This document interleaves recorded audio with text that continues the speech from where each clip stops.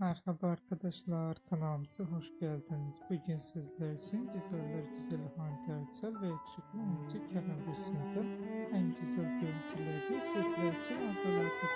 Kerem Bürsin ve Hande Erçel çifti Sen Çal Kapımı dizisinde Eda ve Serkan karakterlerine hayat vermiştiler. Herkes gibi biz de onları birbirine yakıştırıyoruz. Biz de sizler için onların en güzel ve en romantik fotoğraflarını hazırladık. Bu videoların devamı gelmesini istiyorsanız kanalımıza abone olup yorum yazmayı unutmayın. Kanalımızda daha birçok video bulabilirsiniz.